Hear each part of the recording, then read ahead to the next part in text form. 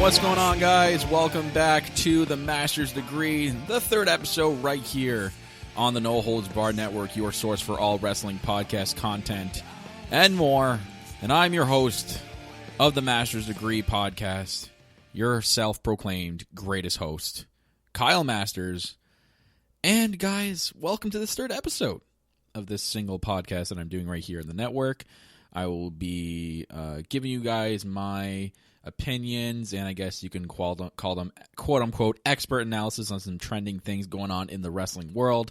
I'll cover a little bit of AEW. I want to save more of that for the All Elite podcast. If you're new to this and you're listening to the network for the first time, you're catching this episode, and you're a fan of AEW, yes, we have an All Elite podcast where myself and my co-host Tiffany run, and that is All Elite podcast on our network covering AEW Dynamite and such. So I want to keep a little bit of stuff for that end of the podcast, so I will touch base with some stuff, not too much, but mainly the main topic today of possibly of New Japan Pro Wrestling and AEW working together in the future.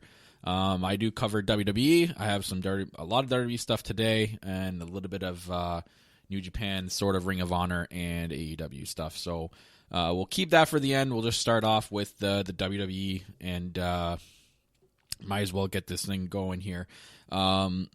Some recent stuff in the news that I've got for this episode. We'll talk about the first one, and that's Brock Lesnar. Not too long ago, he was announced to be in the Royal Rumble as WWE Champion. Currently, right now, he is the World Champion. He'll be the number one entrant, which is also interesting. So, not only is this guy a main champion, not having a world title match on the Royal Rumble card, there were, I remember, reports that he was not even going to be there in the first place, not defending his championship. Looks like he will, and he'll be in the Royal Rumble as number one entrant. This is shocking to me because I'm not too sure where they're going to go with that. They could go in a lot of different directions, especially if you're at that number one spot. You never know what's going to happen. Is he going to last till the end? If it's going to be a quick out. And just, you get Brock Lesnar's track record.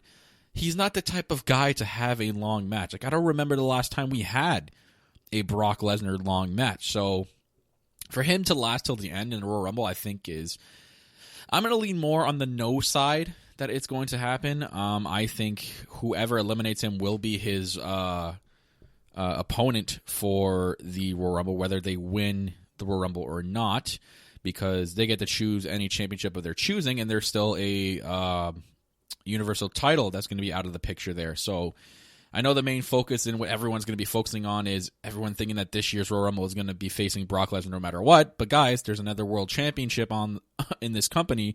They could sure enough choose Bray Wyatt, if he's still the champion going into WrestleMania, to face him for the World Universal Heavyweight Championship. So who knows what's going to happen. I can't see Lesnar lasting that long, and I'm just going based off, again, his track record with the length of matches he's had. I say he'll probably get eliminated maybe by the 15th entrant, and then we'll get to see who his WrestleMania opponent is. I do agree with whoever does eliminate him will start the storyline for his WrestleMania opponent. I've seen a lot of people say that he's going to last till number 30, and then number 30 is going to be his WrestleMania opponent, who will be eliminating him in the Royal Rumble. I can see WWE, that being a WWE kind of thing is kind of what you can predict them doing. I can't see Lesnar lasting till that long unless they do a spot where it takes him out of the match, like he goes underneath the ropes, and he kind of just sleeps at ringside like a lot of people do, or he's the type of heel to hide, but Lesnar's not going to hide. I could see him being incapacitated, maybe dragged out from underneath, and then go through a table and he just sits there for a while. So they could go that way. I'm going to stick with it'll be early on, and then the winner's probably going to go for Bray Wyatt's Universal Championship. That's basically all I have. It's pretty interesting to see the WWE Champion going as the number one entrant. It's something different. I guess it's a way to attract people to watch the Royal Rumble, because I know WWE is kind of losing steam with their audience right now in certain areas. So I will condemn them on, or I will applaud them on doing this type of move. As for other things, I know it's WrestleMania season, and they do this a lot, this company, and I'm not a fan of it, and a lot of people are, and because of the nostalgia and everything, they still love reaching into that cookie jar, and we've seen it firsthand with Big Show coming back, and I've read reports that, he's had a couple surgeries, and he feels better, and he's ready to go, and it's like, it goes all back to the same problem they have on trying to put over new talent, and there's always arguments with that. And to me, I like the argument of, well, Vince, if you don't think you're ever going to have big stars again, you're never going to if you don't try to push them the way you push those big stars, because clearly you're not letting go of your older superstars like Big Show. And now there's reports of John Cena wanting to have a WrestleMania match, and I mean, John Cena's really done everything that he could in the WWE. He really doesn't need to have a WrestleMania match. He really could just stick to acting for now, and he's done what he's needed to do, but now he wants to come back and have a significant WrestleMania match. There's rumors of him facing Bray Wyatt for the Universal title, or maybe facing Brock Lesnar for the WWE Championship. It's got to stop. Like, you're never going to get bigger stars. I feel bad for the people there who are in their prime or at the age of their prime where they could be bigger, and they can't because WWE does not stop reaching into that cookie jar and having these talent get more screen time and more attention than the other stars. And it really does affect them, and I don't like the way they do that. And just because it's WrestleMania season, you don't have to do that. I know it's a time where you want to get the most eyes on the company, but there are better ways to do that. And then there's the rumors of Edge. Not sure what's going on with that. There's been reports that maybe he's actually clear. He's been cleared since SummerSlam to wrestle. He might end up being number 30 in the Royal Rumble. That's cool, whatever. I don't know. It's weird having a guy like Edge come back like this. I know it's different because like Daniel Bryan has done it, and other people have come back from significant injuries. I don't know with Edge. I don't know what it is. Like, I want to be happy for him to come back. I think it's because of the current state of the WWE. I don't appreciate. I wouldn't appreciate what we would get with Edge as much as if they were in a better state. If that makes any sense. It is what it is. I mean, good for Edge if he's, healed up that serious neck injury that forced him to retire. So we'll see. I mean, maybe the reports of him tweeting out and stuff that, he's not actually wrestling Archer and he doesn't actually wrestle. So I don't think it's going to ruin everyone's day, and it shouldn't. As for some more dirty stuff, and then speaking of former stars, this whole CM Punk and Miz thing, what happened with that? I was shocked, because when I first seen the picture of the tweet of CM Punk replying to the Miz, I thought that was fake. I thought that was an edited picture, and it was just someone being a troll online. And man, when I found out it was real, I was completely shocked. Miz was on backstage, and he said something on the lines of like, "Sorry, I didn't change the culture," and he was jabbing at CM Punk. And then CM Punk replies to him saying, it was like, "Go suck a blood money, male area in Saudi Arabia, you effing dork." And I'm like, whoa. I was completely shocked to see that. Especially, and I think this actually should prove now that to people who actually thought he was working for the WWE, he's not working for WWE. He works for Fox. He's a Fox guy. I'm not sure what was going on with that. I don't know why he took it so negatively. I don't know if he knew that the Miz was doing it on purpose and not actually like teasing him. But I guess according to the Wrestling Observer newsletter, backstage officials weren't too concerned with the way Punk reacted, although they did take notice of it. Although CM Punk has denied any association with WWE, the company still indirectly connected with him due to Punk's contract with Fox Network and his appearance on a WWE show. There's a quote here: "While people were critical, it did result in any reaction by Fox or WWE over the idea that someone on their show made a homophobic remark and trying to force an apology. Really, it wasn't that big of a reaction. There was a reaction." So I was shocked there wasn't a bigger reaction, to be honest, because that's a pretty, I guess, I don't know how you can say this. It was an aggressive reply, and if anyone in the company signed to WWE, they'd be fired in 2 seconds. So, and for a company like Fox to still have a good name, I don't know what went on with that. I don't know I don't think we're going to get the exact reaction from the backstage area about what CM Punk if he got some sort of punishment, but yikes. That's all I'm going to say is yikes. And I don't know. I really don't know how to feel about that situation. It's it's definitely drawing a line. It's so weird. It's so weird. Anyways, let's go to some more positive stuff, shall we? I like ice cream. I know all you guys out there like ice cream. Who doesn't like ice cream? Especially ice cream bars, your ice cream sandwiches. Those are so good. So good. I love them. But apparently, speaking of CM Punk, the ice cream bars are coming back. The WWE ice cream bars. Price and release date have been revealed for Superstar ice cream sandwiches. I think they did it, pretty sure they did it back in the 80s and the 2000s. It was one of a nostalgia thing that CM Punk remembers of being a WWE fan all his life. It looks like here the company Good Humor, they actually make some really good ice cream treats. I enjoy Good Humor. They've revealed that they're bringing back the WWE Superstar ice cream cookie sandwiches. They'll be like the treat of old, but without the stick. You hold on to it with your hand. So, yeah, if you remember, like, even when CM Punk had the ice cream bar t-shirt, you remember there was a stick in the bottom. These are the ice cream cookie sandwiches. They'll be arriving in the spring. There'll be a 4-pack. And from the picture, there's Macho Man on it, John Cena's on it, Becky Lynch. And from the treats that we can see, I can see a Macho Man one and a Roman Reigns one. I'm intrigued. Yeah, cool. It's cool. There's, like, WWE Superstars on it. But I'd be intrigued about the taste because Good Humor has made some really good stuff in the past. So you bet your bottom dollar I'll be getting myself some WWE ice cream bars. Got to join in on that craze. Pro Wrestling Sheet spoke with the representative of Good Humor, and he said that the new version of the treat is a modern twist on the delicious ice cream truck favorite that fans have been craving for years. And it looks like there'll be a suggested retail between $3 to $5, which is fine with me. Is a possibility that ice cream trucks could even have different pricing if they're selling them individually in ice cream trucks. Could you imagine?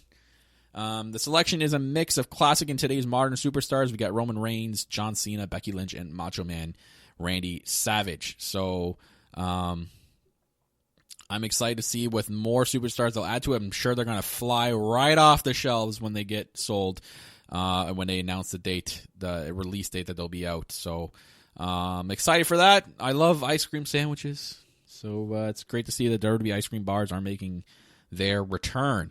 And speaking of return, if you guys know me, you guys have been a fan of this podcast and this network for a while. You know my favorite women's superstar of all time is Paige. And recently in the news, there's been some talks that Paige possibly could be making a comeback. So we know about Edge and his injury. Could Paige be making her attempt back in WWE? She signed a 5-year deal recently, if anyone remembers, with the WWE, and she split away from the Kabuki Warriors. Many fans have been wondering if Paige could return for one final match, maybe inside the squared circle. If it was one final match, could you imagine? I would love one more match with my girl Paige. You guys have no idea, I'm an insanely huge fan of hers. Fans have been wondering the same for Punk since he's joined Fox. In response to the Royal Rumble rumors, Paige jokingly said on Twitter, "I am coming back to the Royal Rumble, guys. I'm entering myself into the men's and being number 2 and taking that bish to Suplex City and then going to win the whole thing." She's hilarious.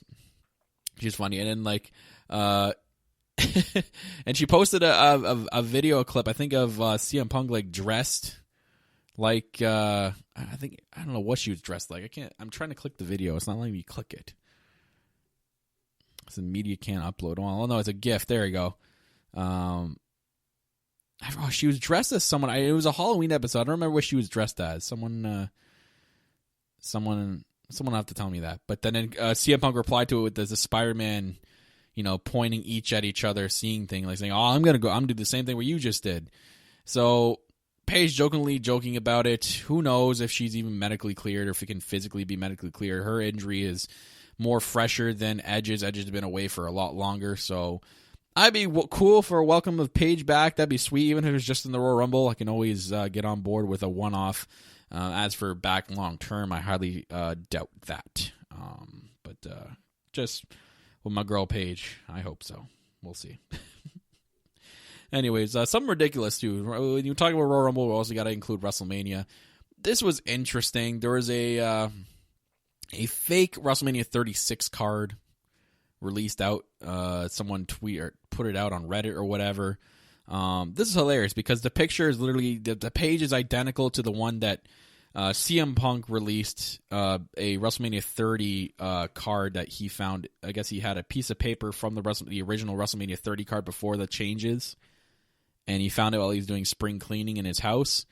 I'm assuming someone took that paper, photoshopped it to make it look like the WrestleMania 36 card, and these were the matches that were on it. These are, if this was WrestleMania, this would be absolutely horrendous. I would not like, especially some of these matches. Yikes. They had Bobby Lashley and Lana versus Rusev and Liv Morgan in a mixed tag team match. Now, I could see them still doing that match. That's just a Vince McMahon, I gotta have that at WrestleMania kind of match all over it. Then they had this weird one of Samoa Joe, Kevin Owens, and Big Show versus Seth Rollins and AOP in a hardcore tag team match. I don't think the word hardcore is associated with WWE. So as soon as I've seen hardcore tag team match, I'm like, hey, this ain't WWE. This ain't it. Although they are coming out with a fist fight on Raw tonight. Weird. Anyways, yeah, that'd be horrible. I feel bad for everyone involved in that match. Becky Lynch versus Shayna Baszler for the Raw Women's Championship. This still might happen. I would love to see Becky Lynch and Shayna go at it. Not too sure what's going on with Ronda Rousey. Her name's been floating in and out and about on the wrestling community, so who knows where she's at. It's got Bray Wyatt versus Roman Reigns versus Daniel Bryan, a triple threat match for the Universal Championship. I don't know where they got that one from. That's weird to me. I can't really see that happening. And then the worst one out of all of them, Brock Lesnar versus Tyson Fury for the WWE Championship. If that was actually going to be a match, I would feel bad for anyone that paid a ticket to go to WrestleMania. And if you came from far, even worse, I would feel bad for you. But it is fake, guys. It was fake. It was a leaked fake card because Tyson Fury is not under a current deal, and it wasn't real whatsoever, guys. You can tell the paper was the exact same as what Punk put out, and like if the guy waited maybe a month or two, maybe it would have been interesting to see. But because Punk just released it, it didn't work. So it was funny to see at first.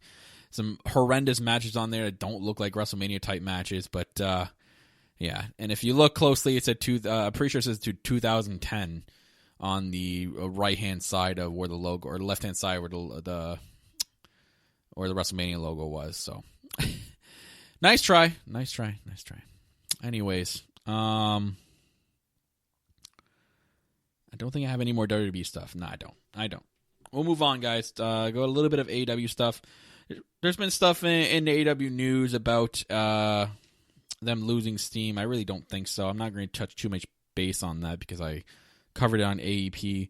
I saw that Tony Khan's father is taking more of an interest in AEW, which is awesome. That's another billionaire on top of a billionaire. So that's a lot more funds in the AEW train. He's really enjoying it, and I heard that he's taking more time watching it very closely. So Tony Khan getting a father's appraisal and maybe doing work together in the future on the company, maybe more than we already see. Quickly before I get to the main heading, guys, what was it? I seen Marty Scurll. He signs a Ring of Honor contract to become head booker of Ring of Honor, which is insane. He's no longer a free agent. He signed a new contract to stick with the current employers, Ring of Honor, in a sensational deal that will see him become the promotion's head booker.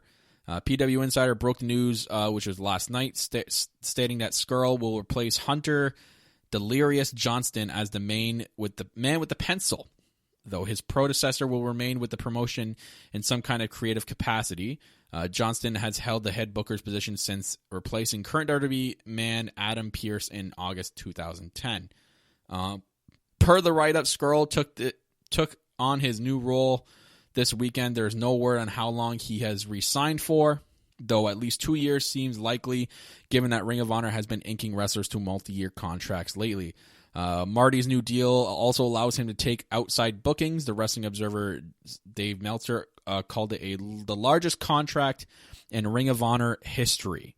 So good for Marty. I'm very happy to see him sign such an awesome contract and to be a head booker of all things with Ring of Honor. I'm sure that will do wonders for Ring of Honor. I'm sure it'll do good. Well, we hope it'll do good. And I really am sort of still upset that I really wish he's with AEW or was coming to AEW. But you guys never say never. You never know. We don't know the full details of this contract, the length, or if there's any loopholes that would still allow him to do that. And maybe there's a hidden relationship with Ring of Honor. We don't know. I really highly doubt that. But, yeah. As for Marty Scurll, good for him. Again, eventually I think he will still come over to AEW, but it doesn't look like it'll be anytime soon now with this recent news.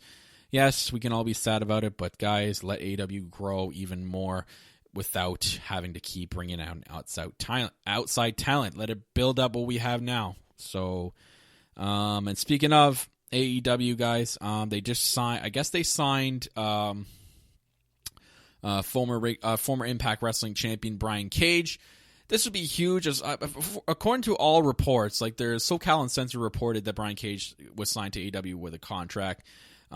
He was at the Hard to Kill pay-per-view on the weekend, where he was quickly squashed by RVD. That's where everyone's kind of putting two and two together. I can kind of see that. I'm still waiting for the official word out of AEW to see what they're doing with him and to see maybe Brian Cage is elite or all elite, or maybe they do a video package on Wednesday. I kind of want to wait for that. But if all signs are pointing towards that, that would be huge. There's so many dream matches that he can have with a lot of the AEW stars. I know one of them is Kenny Omega. A lot of people have been putting out there.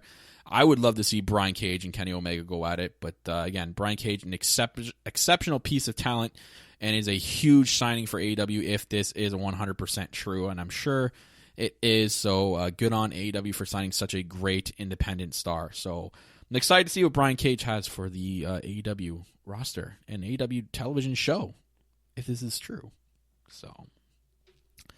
So guys, with that being said, let's get into the main topic today. AEW versus New Japan Pro Wrestling potentially working on a relationship together. It's been in the news and in talks for the last couple of weeks now, ever since Chris Jericho said what he did at the press conference after beating Hiroshi Tanahashi. That was on night 2 of Wrestle Kingdom 14. He stated, quote, "Put aside all the hurt feelings, put aside all the egos, put aside all the issues in politics, and concrete on great wrestling matches and big business.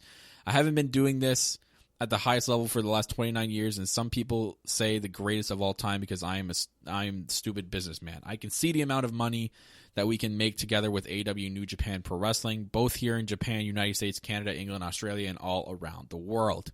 So Chris Jericho coming out openly in public in that press conference and saying that everyone needs to start putting hate and past egos aside and start working together on making some serious money. And I actually do agree with Chris Jericho. Like AEW and New Japan Pro Wrestling can make some serious cash if they work together. You can imagine the dream match that they could have with a crossover pay-per-view once a year.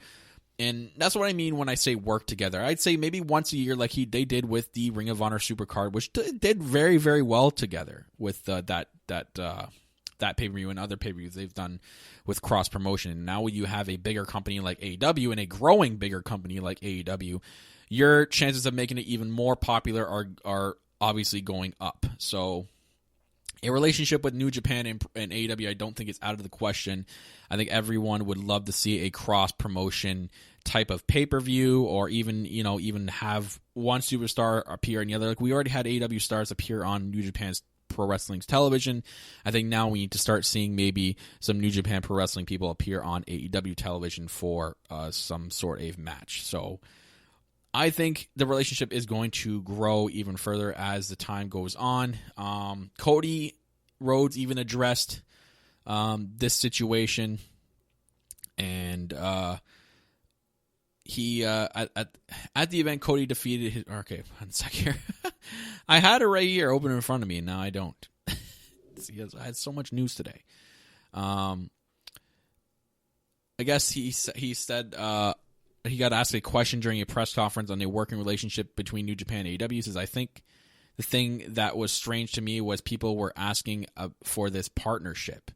I don't know what a partnership would look like other than what you saw. Chris Jericho was part of the main events of Wrestle Kingdom.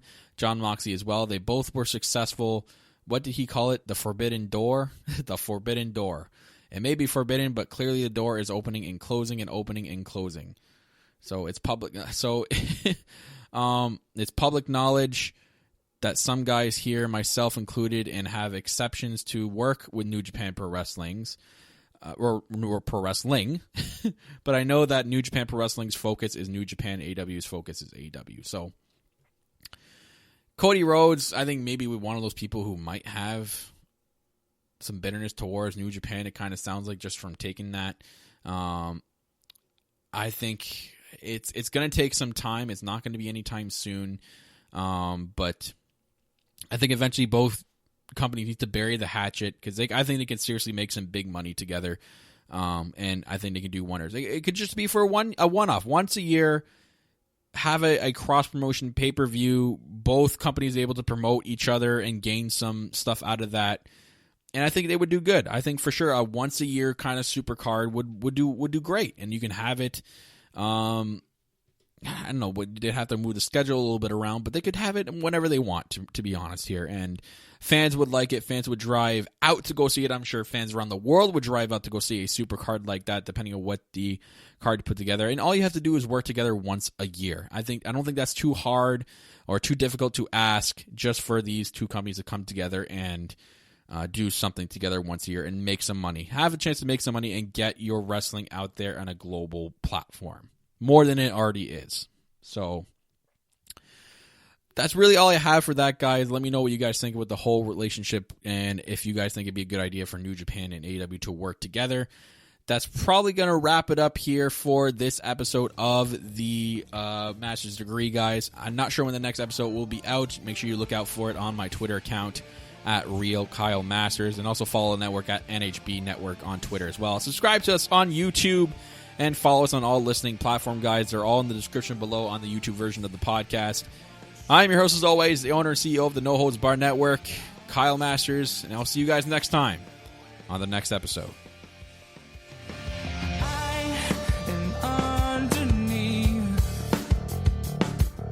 The surface feels more like a dream. In my